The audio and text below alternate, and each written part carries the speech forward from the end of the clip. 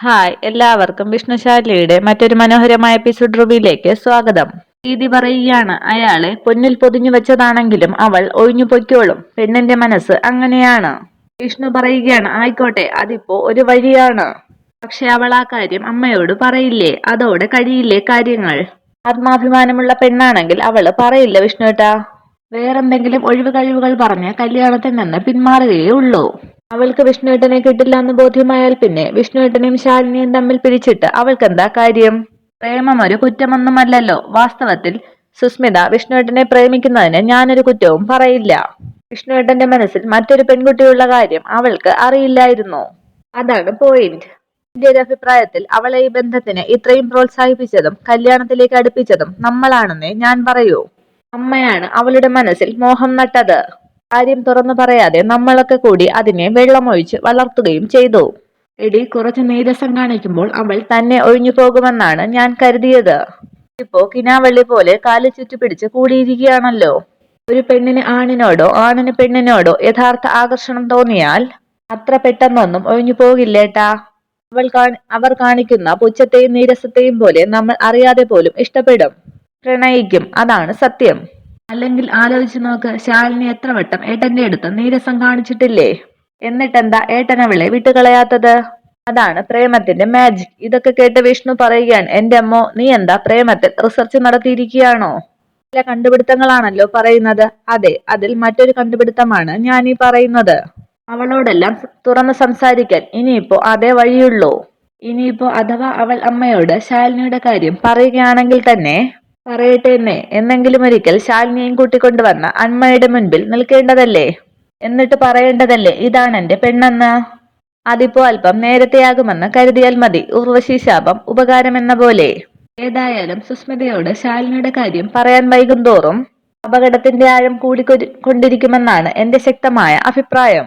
അതല്ലെങ്കിൽ ശാലിനിയെ മറന്ന് അമ്മയെ അനുസരിച്ച് സുസ്മിതയെ താലി കെട്ടുക. ഈ രണ്ടിൽ ഏതാ വേണ്ടതെന്ന് ഏട്ടൻ തന്നെ ആലോചിച്ച് തീരുമാനിക്കുക. അപ്പൊ ഗുഡ് നൈറ്റ് എന്ന് പറഞ്ഞു പോവുകയാണ് പ്രീതി. പിന്നീട് കാണിക്കുന്നത് കഥകടച്ചിരിക്കുന്ന ശാലിനിയാണ്. ശാലിനി ശാലിനി എന്നും പറഞ്ഞ് വാതിൽ വന്ന് മുട്ടുകയാണ് ശാരിക. ശാരിക ചോദിക്കുകയാണ് ശാലിനി നീത് തുറക്കുന്നോ അതോ ഞാൻ തല്ലിപ്പൊട്ടിക്കണോ? അതിന് അന്നേരം ദേഷ്യപ്പെട്ട് വാതിൽ തുറക്കുകയാണ് ശാലിനി. ചേച്ചിക്കിപ്പോ എന്താ വേണ്ടത്? എനിക്ക് നിന്നോട് സംസാരിക്കണം. സ്വീകരണത്തിന്റെ കാര്യമാണെങ്കിൽ വേണ്ട, അതിനില്ലാന്ന് ഞാൻ പറഞ്ഞു കഴിഞ്ഞു. ആരെ തോൽപ്പിക്കാൻ വേണ്ടിയിട്ടാണ് നിന്റെ ഈ തീരുമാനം? നമ്മുടെ ഉയർച്ച മാത്രം സ്വപ്നം കണ്ട് ജീവിക്കുന്ന നമ്മുടെ അമ്മയെയോ? ആരെയും തോൽപ്പിക്കാൻ വേണ്ടിയിട്ടല്ല, സ്വയം ഒരു കോമാളിയല്ല എന്ന് കാണിക്കാൻ വേണ്ടിയിട്ടാണ്. ഈ കുടുംബശ്രീയുടെ ഉയർച്ചയ്ക്ക് വേണ്ടിയിട്ടാണ് ഞാൻ രാപ്പകലില്ലാതെ പഠിക്കുന്നത്. നമ്മുടെ സാമ്പത്തിക പ്രശ്നങ്ങളിൽ നിന്നും കരകയറാൻ. അപ്പോഴൊന്നും നമ്മളെ തകർക്കാൻ വേണ്ടി മാത്രം ശ്രമിക്കുന്ന ഗോപാലകൃഷ്ണന്റെയും രാജേശ്വരിയുടെയും മുൻപിൽ അമ്മ എന്റെ ചെകിട്ടത്തടിച്ചപ്പോൾ അപ്പോ പിന്നെ ഞാൻ നാണം കെട്ടില്ലേ? അമ്മയുടെ മാനത്തെ വരെ അയാൾ പരിഹസിച്ചപ്പോഴാണ് ഞാൻ പ്രതികരിച്ചത്.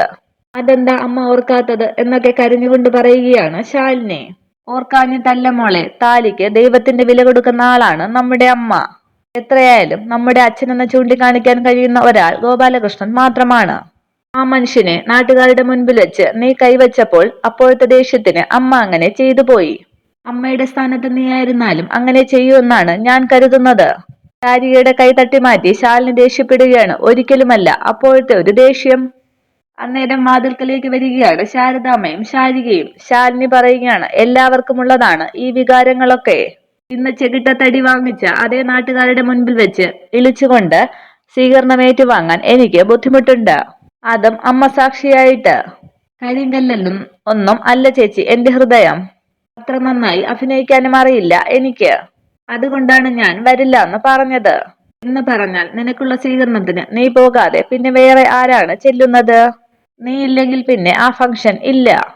അത്ര തന്നെ എന്ന് പറയുമ്പോൾ ശാരദാമ്മ പറയുകയാണ് ശാരി, ഇവൾ പരീക്ഷ ജയിച്ചതിന്റെ സ്വീകരണം കാണാൻ അമ്മ വരുന്നില്ല എന്ന് പറഞ്ഞേക്ക് മോളെ. എന്നെ കണ്ടിട്ടിനി അവൾ വല്ലാതെയാകേണ്ട. എന്റെ പേരിൽ ബാക്കിയുള്ളവരെ അപമാനിക്കാതിരുന്നാൽ മതി. അത്രയും പറഞ്ഞു പോവുകയാണ് ശാരദാമ്മ. ശാലിനിയുടെ കൈ പിടിച്ച് ശാരിക പറയുകയാണ് അമ്മയുടെ കാര്യം നീ മറന്നേക്ക്. പക്ഷേ ഈ സ്വീകരണം അറേഞ്ച് ചെയ്യാൻ മുന്നിൽ നിന്നത് കുറുപ്പ് സാറാണ്. കൗൺസിലർ അടക്കമുള്ള വിശിഷ്ട വ്യക്തികളെ അദ്ദേഹം നേരിട്ട് ചെന്ന് ക്ഷണിച്ചു. ആളും മൈക്ക് സെറ്റും സജ്ജീകരണങ്ങളും എല്ലാം അറേഞ്ച് ചെയ്യാൻ അദ്ദേഹം ഒറ്റയ്ക്ക് തുനിഞ്ഞിറങ്ങി. നിന്നോട് അനുവാദം വാങ്ങിയിട്ടാണോ അദ്ദേഹം ഇതൊക്കെ ചെയ്തത്? അല്ല, മറിച്ച് മക്കളില്ലാത്ത അദ്ദേഹം നിന്നെ സ്വന്തം മകളായിട്ട് കണ്ടതുകൊണ്ടാണ്. എന്നിട്ടും നീ നാളെ സ്വീകരണത്തിന് ചെല്ലുന്നില്ലെന്നുണ്ടെങ്കിൽ നാണം കെടാൻ പോകുന്നത് ആ പാവം അധ്യാപകനാണ്.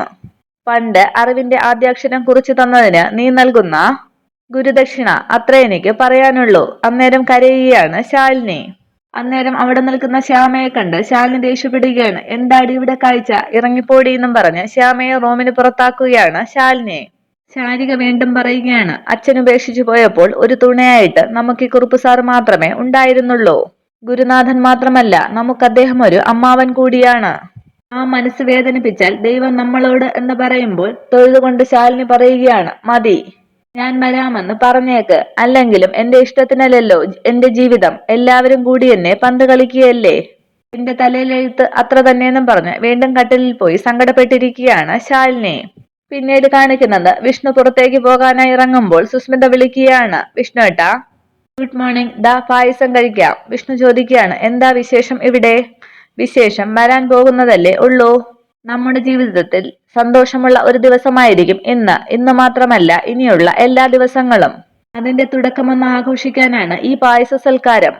നമ്മുടെ ജീവിതത്തിന്റെ സന്തോഷ ദിവസമോ? മനസ്സിലായില്ല എന്ന് വിഷ്ണു പറയുമ്പോൾ സുസ്മിത പറയുകയാണ്, ആഹാ, അത് കൊള്ളാമല്ലോ. നമ്മുടെ വിവാഹ നിശ്ചയത്തിന്റെ തീയതി കുറിക്കാൻ അച്ഛനും അമ്മയും വരുന്ന കാര്യം വിഷ്ണുവേട്ടൻ അറിഞ്ഞില്ലായിരുന്നോ? ഇല്ലാന്ന് സങ്കടപ്പെട്ട് പറയുകയാണ് വിഷ്ണു. എന്നാൽ വരുന്നുണ്ട്. അച്ഛനും അമ്മയും വരുമ്പോൾ വിഷ്ണുവേട്ടൻ ഇവിടെ തന്നെ ഉണ്ടായിരിക്കണം. തിരിഞ്ഞു നിന്ന് വിഷ്ണു പറയുകയാണ്, സോറി, നിന്റെ വിവാഹ നിശ്ചയത്തിന്റെ തീയതി കുറിക്കാൻ നിന്റെ അച്ഛനമ്മമാർക്ക് ന്യായമായ അവകാശമുണ്ട്. പക്ഷെ എന്റെ കാര്യം നിശ്ചയിക്കുന്നത് അവരല്ല. ആ അവകാശം ഞാൻ മറ്റാർക്കും വിട്ടുകൊടുത്തിട്ടില്ല എന്നർത്ഥം. വിഷ്ണുവേട്ട, ദേ ചുമ്മാ കളി പറയല്ലേ. കാര്യങ്ങൾ ഇവിടം വരെ കൊണ്ടെത്തിച്ചിട്ട് ഇപ്പോൾ ഇങ്ങനെ പറഞ്ഞാൽ? ദേഷ്യപ്പെട്ട് വിഷ്ണു ചോദിക്കുകയാണ്, എവിടം വരെ എത്തിയെന്ന്? നീ മനസ്സിൽ ഓരോന്ന് കൽപ്പിച്ചു കൂട്ടി എന്നല്ലാതെ നിന്നെ ഇഷ്ടമാണെന്ന് ഞാൻ ഒറ്റ തവണയെങ്കിലും പറഞ്ഞിട്ടുണ്ടോ? ഇഷ്ടത്തോടെ പെരുമാറുകയോ ഒന്ന് നോക്കുകയോ എങ്കിലും ചെയ്തിട്ടുണ്ടോ ഞാൻ?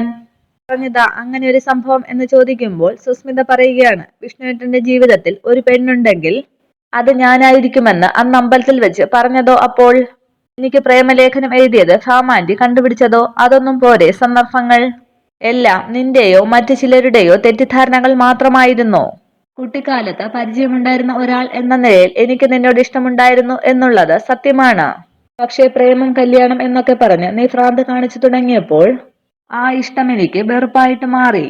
നിന്നെ കാണുന്നത് പോലും ദേഷ്യമാണ് എനിക്ക്. നീ അടുക്കാതിരിക്കാൻ ഞാൻ എത്രമാത്രം നീരസം കാണിച്ചിട്ടും നിനക്ക് മാത്രം അത് മനസ്സിലായില്ല. അപ്പോ വെറുപ്പ്, ദേഷ്യം, നീരസം ഇതൊക്കെയാണോ വിഷ്ണുവേട്ടന് എന്നോട്? വിഷ്ണുവേട്ടന്റെ മനസ്സിൽ? വിഷ്ണു പറയുകയാണ്, തുറന്നു പറഞ്ഞാൽ അതെ. I am sorry.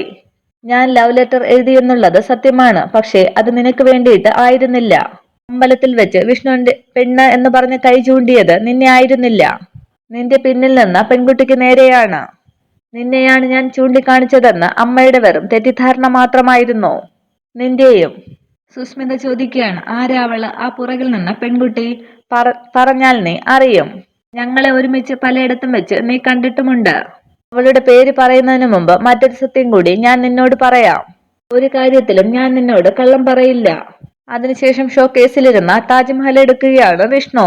വിഷ്ണു പറയുകയാണ്, ഇത് ദാസൻ ആർക്കോ വേണ്ടി വാങ്ങിയ ശില്പമല്ല. എനിക്കിതവൾ ഗിഫ്റ്റ് ആയിട്ട് തന്നതാണ്. ഞാൻ ഇഷ്ടപ്പെടുന്ന എന്റെ പെണ്ണ് തന്നെ. കുടുംബശ്രീ ശാരദയുടെ രണ്ടാമത്തെ മകൾ ശാലിനി. അന്നേരം ഒന്ന് പരിഭ്രമിച്ച് സുസ്മിത ചോദിക്കുകയാണ്, ശാലിനിയോ? അതെ, ഇന്നത്തെ കുടുംബശ്രീ ശാലിനി, നാളത്തെ ശാലിനി IAS. സർലാൻഡിക്ക് അമ്മ വാക്ക് കൊടുക്കുന്നതിന് മുൻപ് തന്നെ ഞാൻ അവളെ കണ്ടിരുന്നു, ഇഷ്ടപ്പെട്ടിരുന്നു ഒരുപാട്. പിന്നീട് ശാലിനി ആദ്യം കണ്ട കാഴ്ചകൾ വിവരിക്കുകയാണ് വിഷ്ണു. പിന്നീടാണത് സംഭവിച്ചത്. ഊണില്ല, ഉറക്കമില്ല, ജോലിയില്ല, എപ്പോഴും ഒരു മായാലോകം മാത്രമാണ്. പിന്നീട് ശാലിനിയെ കണ്ട ഓരോരോ സന്ദർഭങ്ങൾ ആലോചിക്കുകയാണ് വിഷ്ണു. യഥാർത്ഥ പ്രണയം എന്താണെന്ന് ഞാൻ ആദ്യമായിട്ട് അനുഭവിക്കുകയായിരുന്നു. അവളായിരുന്നു ഞങ്ങളുടെ തന്റെയും ഊർജ്ജസ്വലതയും ആത്മവിശ്വാസവുമുള്ള ആദ്യത്തെ പെണ്ണ്. പിന്നീട് ശാലിനി വഴിയാണ് ഞാൻ കുടുംബശ്രീയുമായിട്ട് അടുക്കുന്നത്. അവിടത്തെ ഭക്ഷണം ഇഷ്ടപ്പെട്ടു തുടങ്ങിയത്. നീ അന്ന് വിരുന്നിന് വിളിച്ചപ്പോഴും ഞാൻ നിറയെ കഴിച്ചത് അവൾ വിളമ്പി തന്നത് കൊണ്ടാണ്. അന്ന് നീ റോഡിൽ വീഴാൻ പോയപ്പോൾ പിടിച്ചതുപോലും ശാലിനിയെ മനസ്സിൽ സങ്കല്പിച്ചിട്ടാണ്. അന്ന് നീ എന്റെ വണ്ടി കണ്ട് റബ്ബർ എസ്റ്റേറ്റിൽ വന്നില്ലേ? അപ്പോൾ നീ വരുന്നതിന് തൊട്ടു മുൻപ് വരെ അവൾ എന്നോടൊപ്പം ഉണ്ടായിരുന്നു. സത്യം പറഞ്ഞാൽ ഈ താജ്മഹൽ ശില്പം ഞാൻ അവൾക്ക് ഗിഫ്റ്റായിട്ട് വാങ്ങിക്കൊടുക്കാൻ തീരുമാനിച്ചതാണ്. പക്ഷേ എന്റെ മനസ്സറിഞ്ഞതുപോലെ ശാലിനി ഇത് വാങ്ങി എനിക്ക് തന്നു. നീ ഇതിനു വേണ്ടി വഴക്കടിച്ചിട്ടും അവൾ അത് വിട്ടുതരാഞ്ഞതാണ്. ദേ കണ്ടില്ലേ, ഈ ശില്പം ഒരു പ്രതീകമാണ് സുസ്മിതേ. എന്റെ പ്രണയത്തിന്റെ. അത് നിനക്ക് കിട്ടില്ല, ശാലിനിക്ക് മാത്രം ഉള്ളതാണ്. ശാലിനിക്ക് മാത്രം എന്ന് വിഷ്ണു പറയുമ്പോൾ നിന്ന് കരയുകയാണ് സുസ്മിത. അതിനുശേഷം അത് തിരികെ ഷോക്കേസിൽ വയ്ക്കുകയാണ് വിഷ്ണു. നോക്ക്, പറഞ്ഞതെല്ലാം തന്നെ ഞാൻ വീണ്ടും ആവർത്തിക്കുകയാണ്. വിഷ്ണുവിന്റെ ജീവിതത്തിൽ ഒരു പെണ്ണുണ്ടെങ്കിൽ അത് ശാലിനി മാത്രമായിരിക്കും. സുഖദുഃഖങ്ങൾ പങ്കുവെച്ച് ഒന്നിച്ച് ജീവിക്കുന്ന പെണ്ണ് ശാലിനി മാത്രം. സോറി, നിന്നെ വേദനിപ്പിക്കാൻ വേണ്ടി മനഃപൂർവ്വം പറയുന്നതല്ല ഇതൊന്നും. ഇപ്പോഴെങ്കിലും ഞാനത് പറഞ്ഞില്ലെങ്കിൽ നമ്മൾ രണ്ടുപേരുടെയും ജീവിതം നരകമായി തീരും. അതുകൊണ്ട് എന്നേക്കാൾ പഠിപ്പും സൗന്ദര്യവും സമ്പത്തുമുള്ള വേറെ ആരെയെങ്കിലും നിനക്ക് കിട്ടും. എന്നെ വിട്ടേക്ക് സുസ്മിതേ, പ്ലീസ്. അത്രയും പറഞ്ഞ് വിഷ്ണു പോകാനൊരുങ്ങുമ്പോൾ സുസ്മിത പറയുകയാണ്, ഒരു നിമിഷം. അന്നേരം തിരിഞ്ഞു നിൽക്കുകയാണ് വിഷ്ണു. ഇത്രയുമാണ് ഇന്നത്തെ എപ്പിസോഡ് വിശേഷങ്ങൾ. Okay, thank you.